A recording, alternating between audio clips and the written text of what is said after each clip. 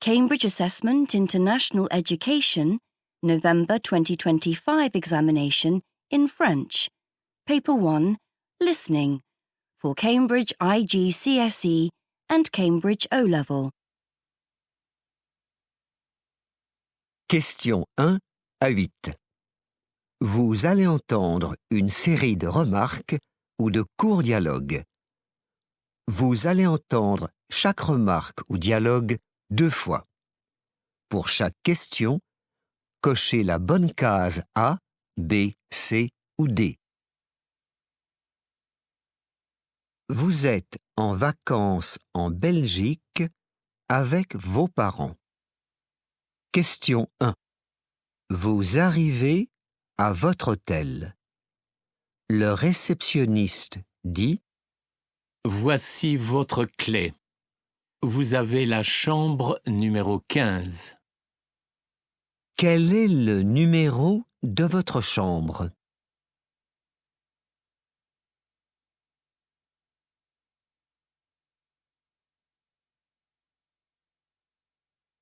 Voici votre clé. Vous avez la chambre numéro 15. Quel est le numéro de votre chambre?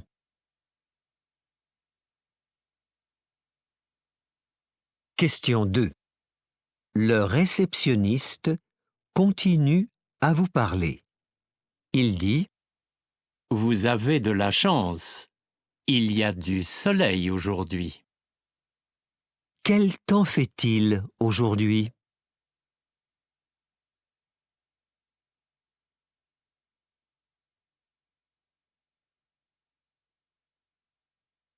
Vous avez de la chance. Il y a du soleil aujourd'hui.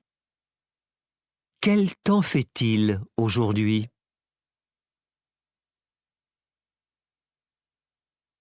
Question 3.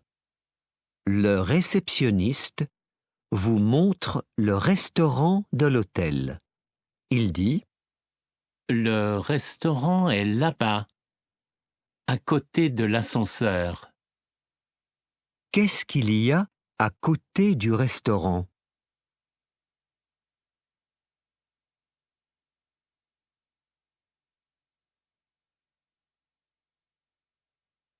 Le restaurant est là-bas, à côté de l'ascenseur.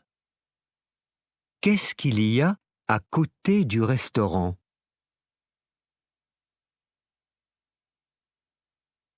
Question 4.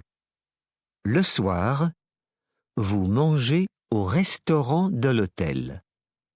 La serveuse dit « Je vous recommande les côtelettes d'agneau.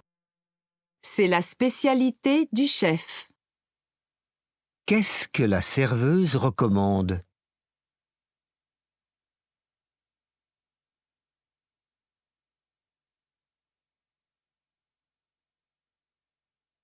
Je vous recommande les côtelettes d'agneau. C'est la spécialité du chef. Qu'est-ce que la serveuse recommande?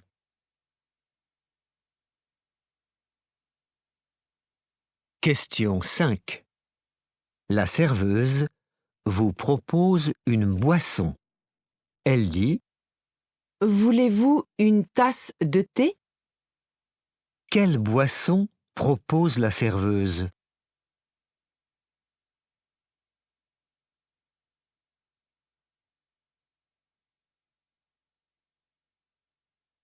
Voulez-vous une tasse de thé? Quelle boisson propose la serveuse?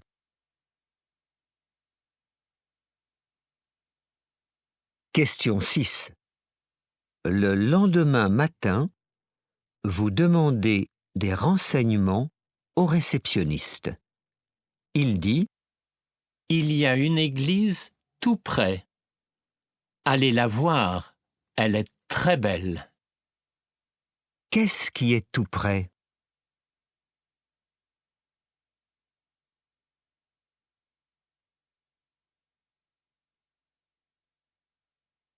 Il y a une église tout près. Allez la voir, elle est très belle. Qu'est-ce qui est tout près?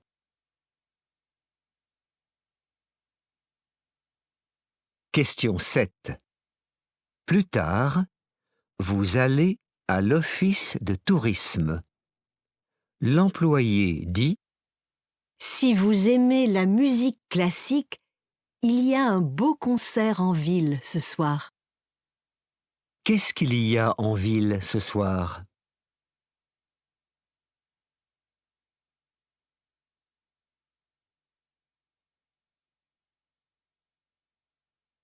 Si vous aimez la musique classique, il y a un beau concert en ville ce soir. Qu'est-ce qu'il y a en ville ce soir ?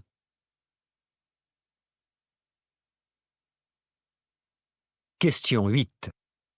Ensuite, vous entrez dans un magasin pour acheter un cadeau.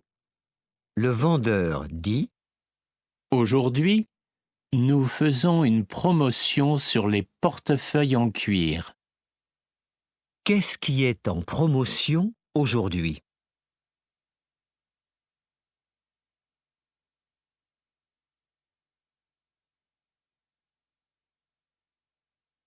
Aujourd'hui, nous faisons une promotion sur les portefeuilles en cuir. Qu'est-ce qui est en promotion aujourd'hui ?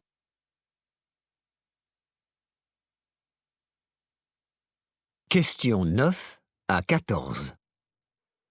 Vous allez entendre une publicité pour une ferme auberge en France.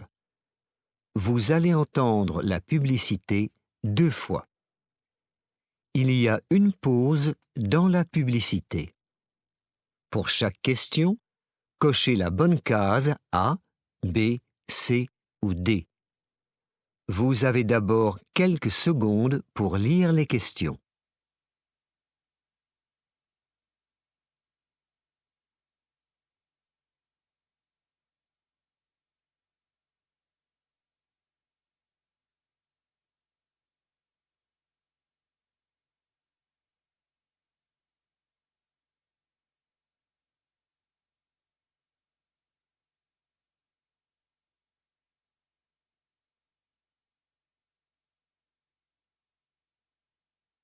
Venez vivre l'expérience de la ferme en famille ou en groupe à la ferme auberge du Moulin. Elle est ouverte à tous d'avril à septembre chaque année. Nous proposons aux visiteurs des cours de cuisine. Tous les mercredis matins, vous pouvez apprendre à faire du pain avec un boulanger local. Vous pouvez aussi participer à la préparation d'une bonne soupe faite avec des légumes de notre ferme. Vous pourrez ensuite la manger en famille à midi dans notre petite salle de restaurant.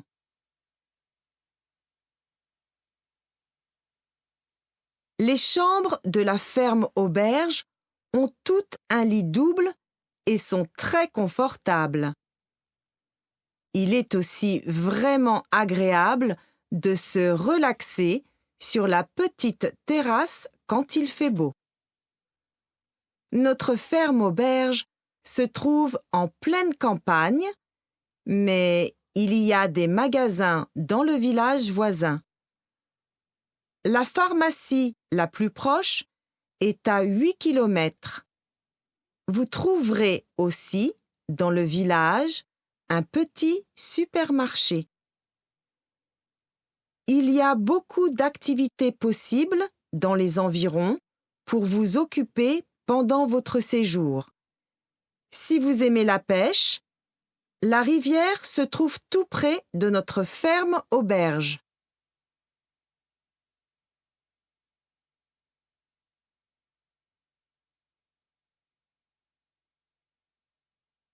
Maintenant, vous allez entendre la publicité une deuxième fois. Venez vivre l'expérience de la ferme en famille ou en groupe à la ferme auberge du Moulin. Elle est ouverte à tous d'avril à septembre chaque année. Nous proposons aux visiteurs des cours de cuisine. Tous les mercredis matins, vous pouvez apprendre à faire du pain avec un boulanger local. Vous pouvez aussi participer à la préparation d'une bonne soupe faite avec des légumes de notre ferme. Vous pourrez ensuite la manger en famille à midi dans notre petite salle de restaurant.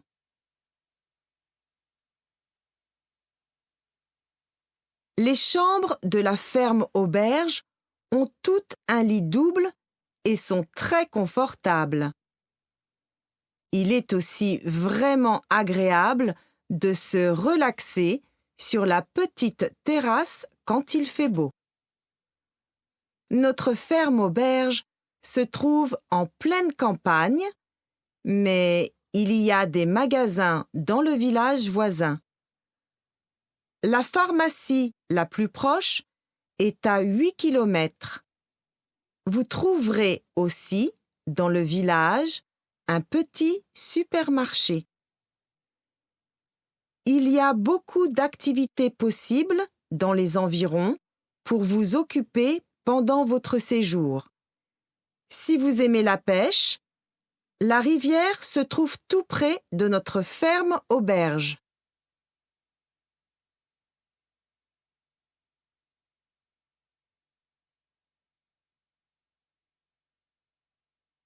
Questions 15 à 19.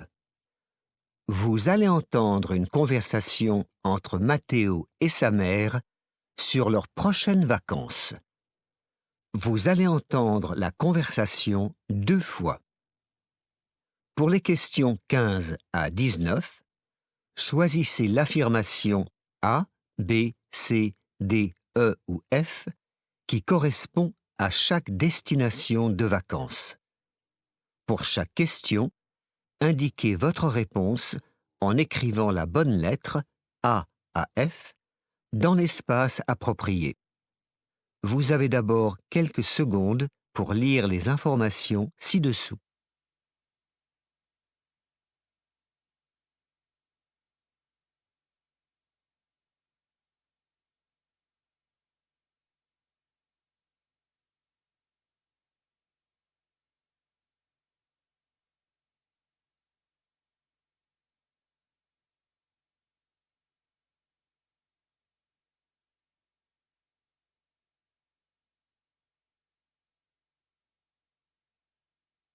Alors, Matteo, qu'est-ce que tu as envie de faire pour les prochaines vacances?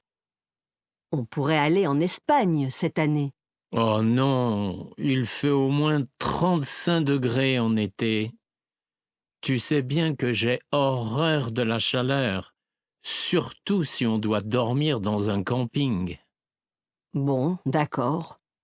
Alors, on peut toujours aller chez tes grands-parents en Bourgogne.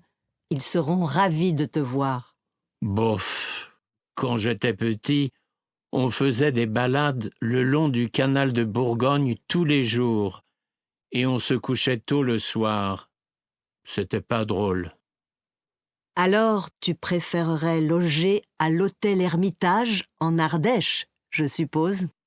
C'est vrai que c'était très agréable l'an dernier, mais on y est déjà allé 2 fois. Ce serait bien de faire autre chose cette année. Eh bien, tu pourrais aller rendre visite à ta cousine Livia qui habite au Québec. Pourquoi pas? Je n'y suis jamais allé et Livia m'a invité à passer 3 semaines là-bas. Mais cette année, je crois que je préfère aller moins loin. Alors, si on allait au centre de vacances en Provence? Je t'ai montré une brochure sur ce centre hier. Qu'est-ce que tu en penses? Oui, c'est vrai que ce centre a l'air bien pour les vacances. Surtout pour moi qui suis sportif. Il y a un super club d'équitation. Ça va bien m'occuper pendant toutes les vacances.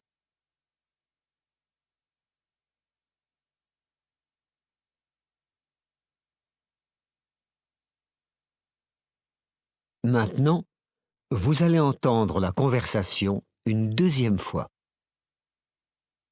Alors, Matteo, qu'est-ce que tu as envie de faire pour les prochaines vacances?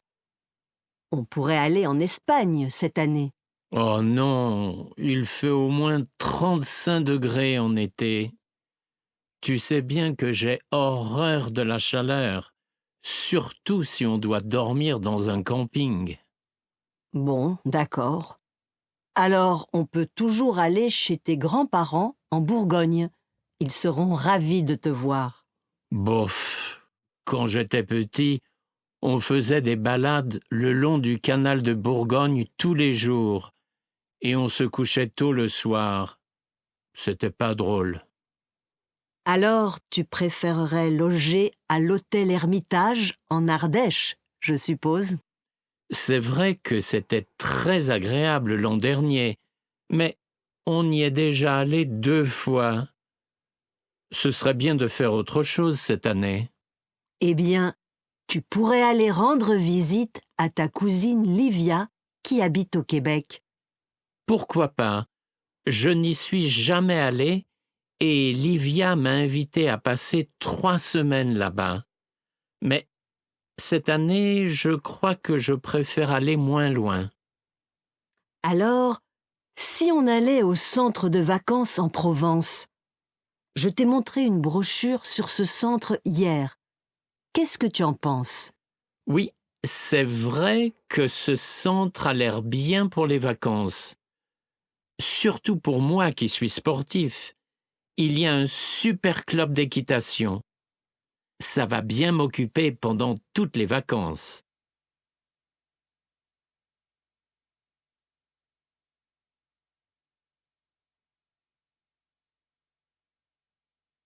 Questions 20 à 28. Vous allez entendre 2 interviews. D'abord avec Marlise, puis avec Fabrice. Ils parlent de leur travail dans une clinique vétérinaire à Lausanne, en Suisse. Il y a une pause entre les 2 interviews. Première partie. Questions 20 à 24. Maintenant, vous allez entendre l'interview avec Marlise 2 fois. Pour les questions 20 à 24, cochez la bonne case A, B ou C. Vous avez d'abord quelques secondes pour lire les questions 20 à 24.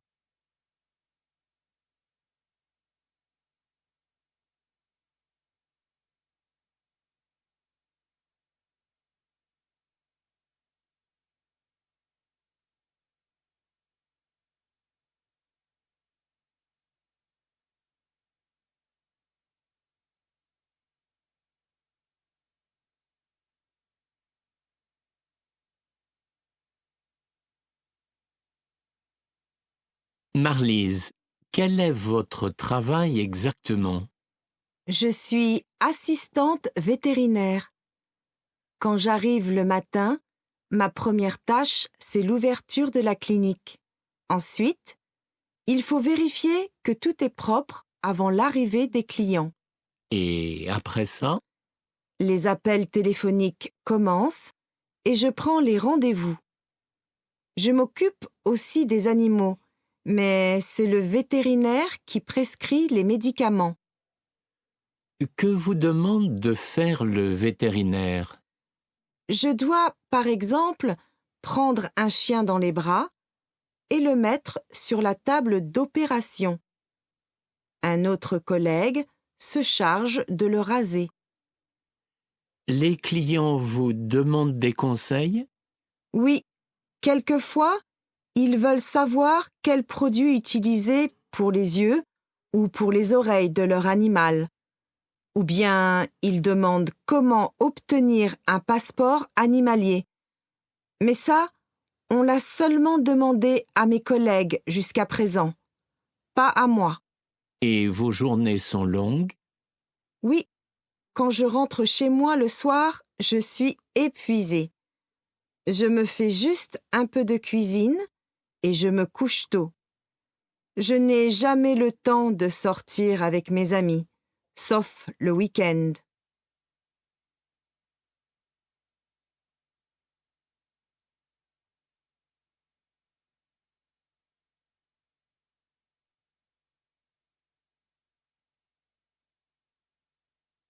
Maintenant, vous allez entendre l'interview avec Marlise une deuxième fois. Marlise, quel est votre travail exactement? Je suis assistante vétérinaire. Quand j'arrive le matin, ma première tâche, c'est l'ouverture de la clinique.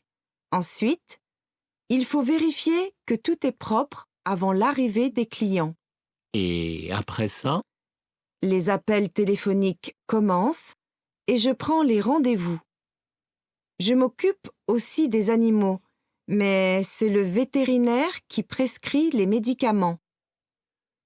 Que vous demande de faire le vétérinaire? Je dois, par exemple, prendre un chien dans les bras et le mettre sur la table d'opération. Un autre collègue se charge de le raser. Les clients vous demandent des conseils?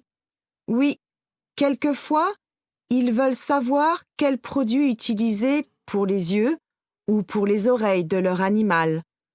Ou bien ils demandent comment obtenir un passeport animalier. Mais ça, on l'a seulement demandé à mes collègues jusqu'à présent, pas à moi. Et vos journées sont longues? Oui, quand je rentre chez moi le soir, je suis épuisée. Je me fais juste un peu de cuisine et je me couche tôt.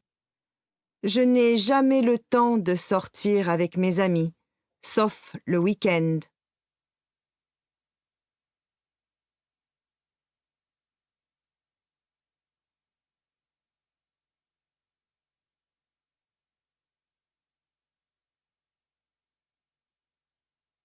Deuxième partie. Questions 25 à 28. Maintenant, vous allez entendre l'interview avec Fabrice deux fois. Pour les questions 25 à 28, cochez la bonne case A, B ou C. Vous avez d'abord quelques secondes pour lire les questions 25 à 28.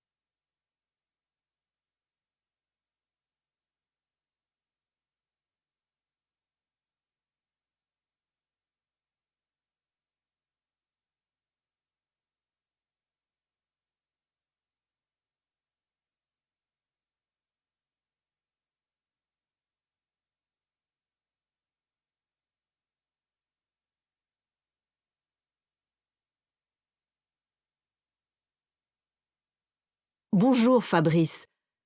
Pourquoi faites-vous ce métier d'assistant vétérinaire? Parce que c'est un métier très varié et passionnant.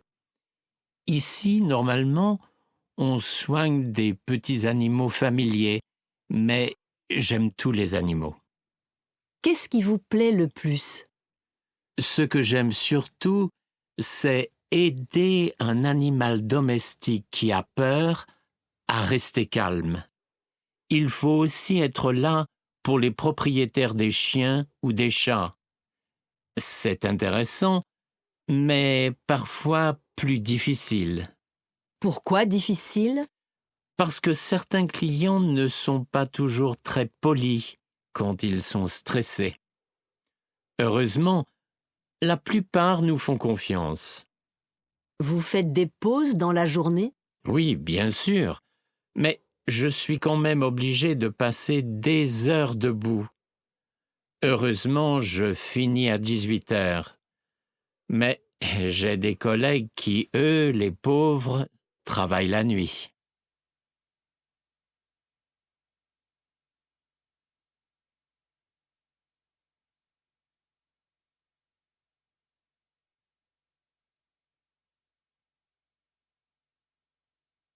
Maintenant, vous allez entendre l'interview avec Fabrice une deuxième fois. Bonjour Fabrice. Pourquoi faites-vous ce métier d'assistant vétérinaire? Parce que c'est un métier très varié et passionnant. Ici, normalement, on soigne des petits animaux familiers, mais j'aime tous les animaux. Qu'est-ce qui vous plaît le plus? Ce que j'aime surtout, c'est aider un animal domestique qui a peur à rester calme. Il faut aussi être là pour les propriétaires des chiens ou des chats. C'est intéressant, mais parfois plus difficile. Pourquoi difficile? Parce que certains clients ne sont pas toujours très polis quand ils sont stressés. Heureusement, la plupart nous font confiance. Vous faites des pauses dans la journée? Oui, bien sûr, mais je suis quand même obligé de passer des heures debout. Heureusement, je finis à 18 heures. Mais j'ai des collègues qui, eux, les pauvres, travaillent la nuit.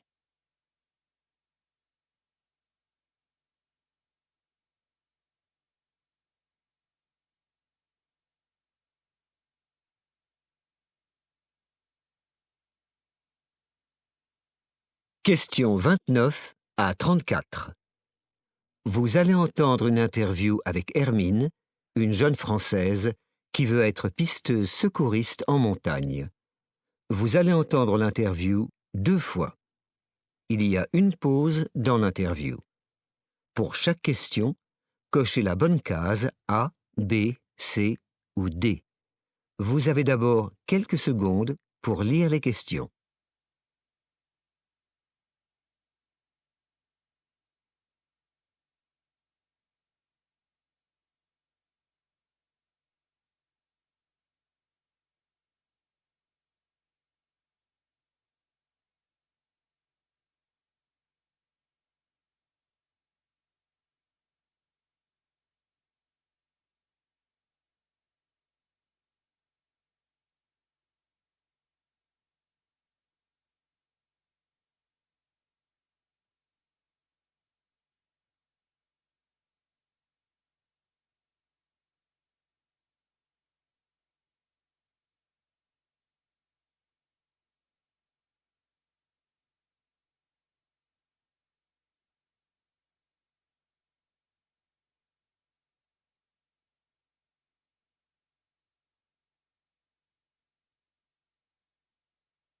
Bonjour Hermine. C'est quoi exactement un pisteur secouriste? Eh bien, c'est quelqu'un qui passe ses journées sur les pistes de ski et aide les vacanciers qui viennent faire du ski. Il faut leur donner des renseignements et bien sûr les soigner si nécessaire. Les accidents arrivent surtout en fin d'après-midi, quand les gens sont fatigués. Heureusement, on n'est jamais seul. Il y a toujours des collègues pour vous soutenir. Pourquoi veux-tu devenir pisteuse secouriste? D'abord, j'ai toujours fait beaucoup de randonnées et de ski dans les Alpes. Mon frère et moi, on adore ça tous les deux. Mais avant tout, j'ai envie d'aider les autres et de me sentir utile. Je peux aussi admirer des paysages magnifiques. Et tes parents, qu'est-ce qu'ils pensent de cette idée? Ils n'étaient pas trop d'accord au début, en partie parce qu'ils avaient peur que je ne gagne pas assez pour vivre. C'est un travail saisonnier et ça marche surtout l'hiver, alors il faut trouver autre chose pour les autres saisons. Par exemple, mon ami Bernard est moniteur de voile le reste de l'année. Il y a plein de possibilités.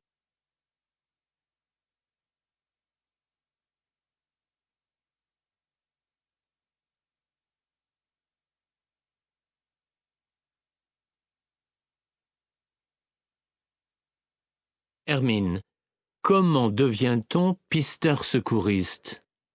D'abord, il faut passer un test technique de ski.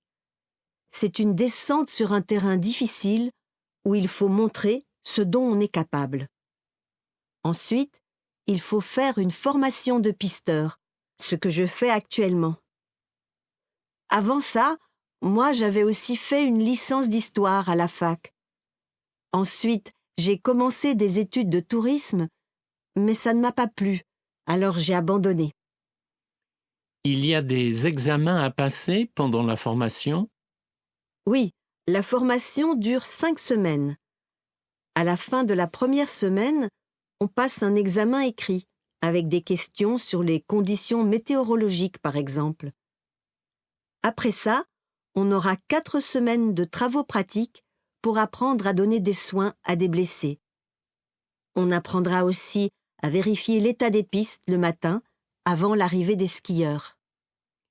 Et quelles sont les difficultés du métier? Il faut savoir reconnaître les dangers causés par le vent et le froid. Pour moi, je crois que le plus pénible sera de passer beaucoup de temps entre 2000 et 3000 mètres d'altitude. Il faut aussi être en forme tout le temps, parce que c'est dur physiquement.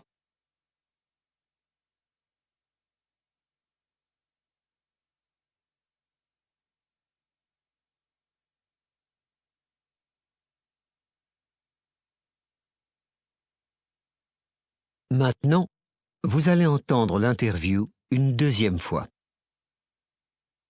Bonjour Hermine. C'est quoi exactement un pisteur secouriste? Eh bien, c'est quelqu'un qui passe ses journées sur les pistes de ski et aide les vacanciers qui viennent faire du ski. Il faut leur donner des renseignements et bien sûr les soigner si nécessaire.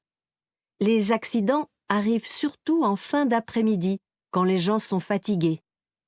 Heureusement, on n'est jamais seul. Il y a toujours des collègues pour vous soutenir.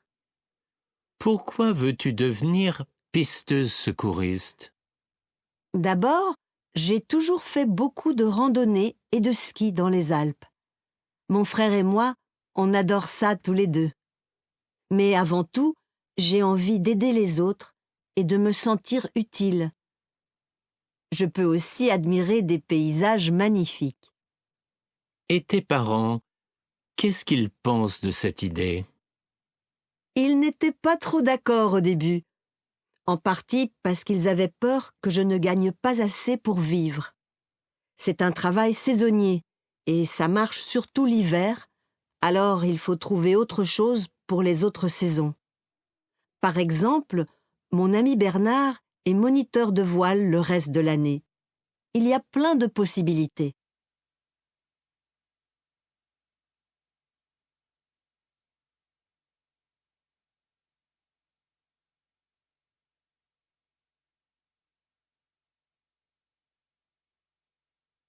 Hermine, comment devient-on pisteur secouriste?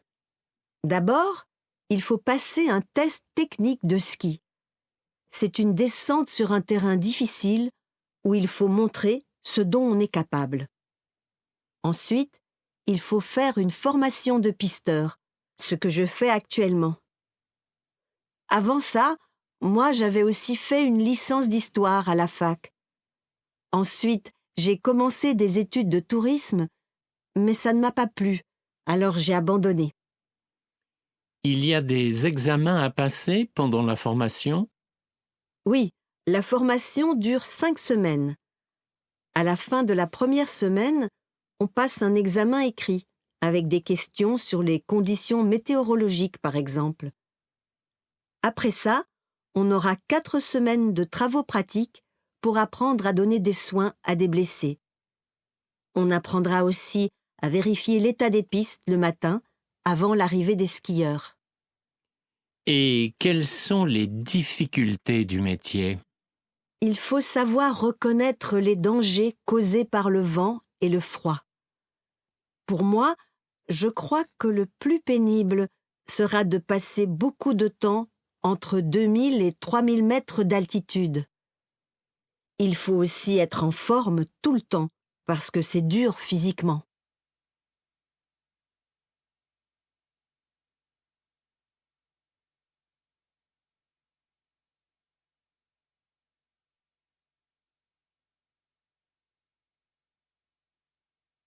Questions 35 à 37. Vous allez entendre une interview avec Malek, un jeune blogueur sportif français d'origine tunisienne. Vous allez entendre l'interview 2 fois. Il y a 2 pauses dans l'interview. Pour chaque question, cochez les 2 bonnes cases A, B, C, D ou E. Vous avez d'abord quelques secondes pour lire les questions.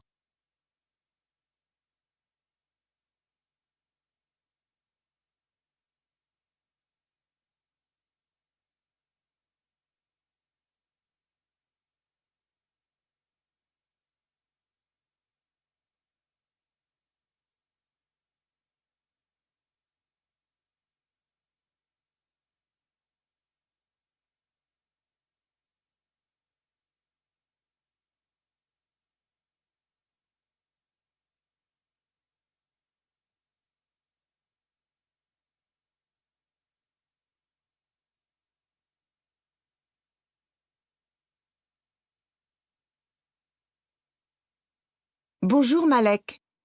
Comment êtes-vous devenu blogueur sportif? Le sport, c'est ma passion. Et j'ai essayé plein de sports dans le passé. Le soir, en sortant du bureau, je vais à une salle de gym dans mon quartier. En plus, je fais de la course à pied dans un parc le week-end. Pour moi, c'est un vrai plaisir. Alors, j'ai voulu encourager d'autres gens à faire comme moi. Qui voulez-vous encourager? Surtout les gens qui, comme mon ami Loïc, décident de s'inscrire à des cours de gym en janvier. Ils assistent à quelques cours avec un coach, mais trouvent ça très vite trop difficile et abandonnent. C'est bien dommage.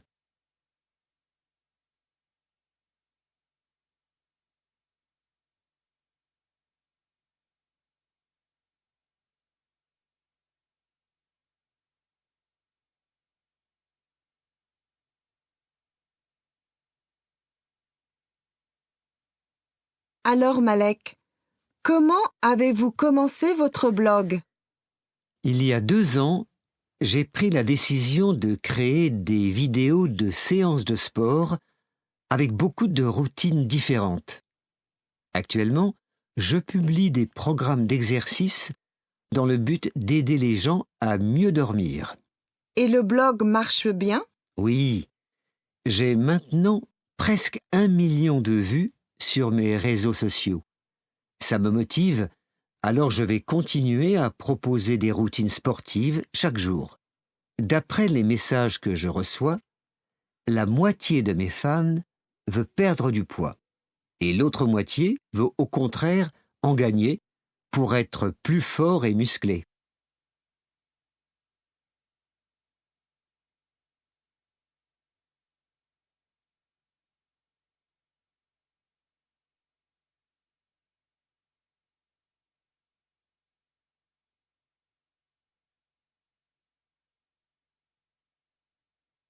Malek, vous mentionnez aussi l'alimentation. Oui, pour être en bonne santé, il faut bien se nourrir et boire de l'eau, plutôt que des jus de fruits. Les athlètes sont souvent de gros mangeurs de viande, mais ils oublient facilement de manger des yaourts et du fromage, qui sont importants aussi. Et vous donnez d'autres conseils? Oui, par exemple, il vaut mieux que le sucre se trouve dans des fruits que dans des gâteaux. Pour le sel, j'ai toujours dit qu'il faut en mettre moins sur les aliments. Et c'est ce que font mes parents maintenant. Quant aux matières grasses, j'écris dans mon blog que l'huile d'olive, en quantité raisonnable, est bonne pour la santé.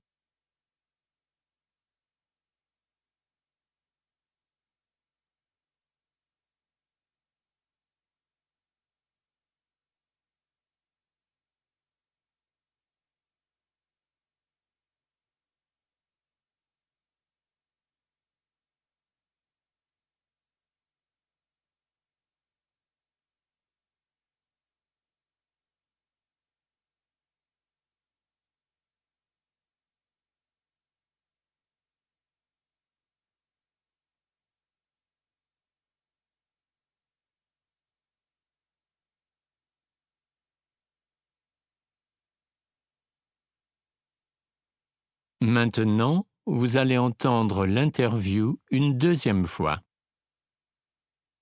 Bonjour Malek. Comment êtes-vous devenu blogueur sportif? Le sport, c'est ma passion. Et j'ai essayé plein de sports dans le passé. Le soir, en sortant du bureau, je vais à une salle de gym dans mon quartier. En plus, je fais de la course à pied dans un parc le week-end. Pour moi, c'est un vrai plaisir. Alors, j'ai voulu encourager d'autres gens à faire comme moi. Qui voulez-vous encourager? Surtout les gens qui, comme mon ami Loïc, décident de s'inscrire à des cours de gym en janvier. Ils assistent à quelques cours avec un coach, mais trouvent ça très vite trop difficile et abandonnent. C'est bien dommage.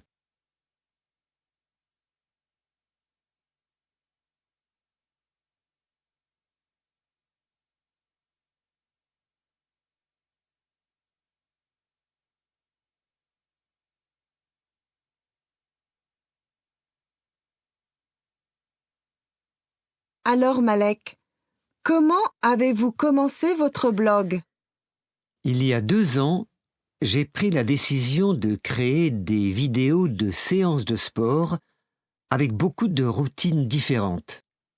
Actuellement, je publie des programmes d'exercice dans le but d'aider les gens à mieux dormir. Et le blog marche bien? Oui, j'ai maintenant presque 1 million de vues sur mes réseaux sociaux. Ça me motive, alors je vais continuer à proposer des routines sportives chaque jour. D'après les messages que je reçois, la moitié de mes fans veut perdre du poids et l'autre moitié veut au contraire en gagner pour être plus fort et musclé.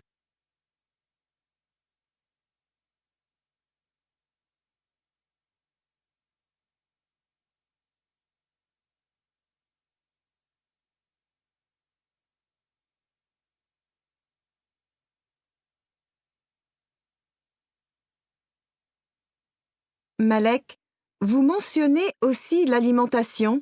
Oui, pour être en bonne santé, il faut bien se nourrir et boire de l'eau, plutôt que des jus de fruits.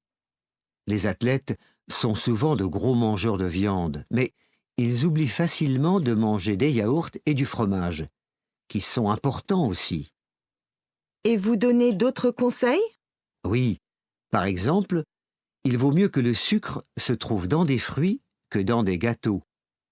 Pour le sel, j'ai toujours dit qu'il faut en mettre moins sur les aliments. Et c'est ce que font mes parents maintenant.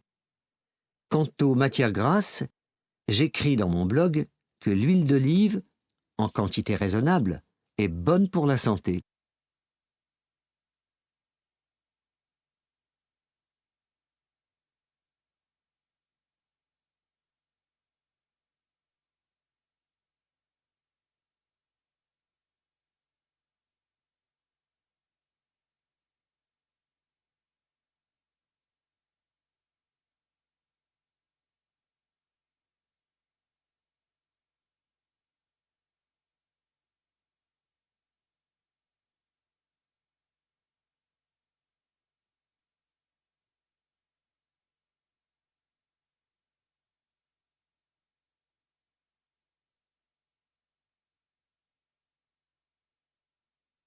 Vous avez maintenant 6 minutes pour recopier vos réponses sur la feuille de réponse.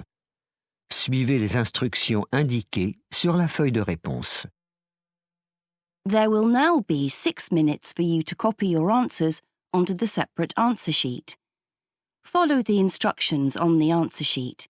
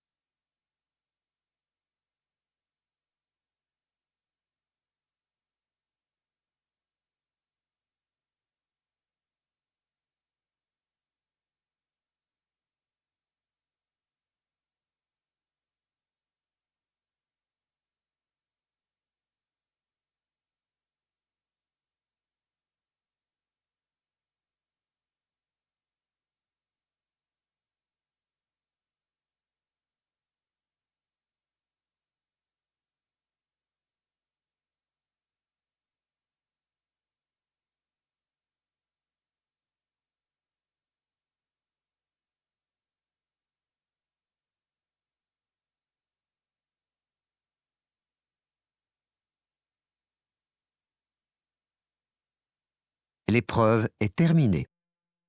This is the end of the examination.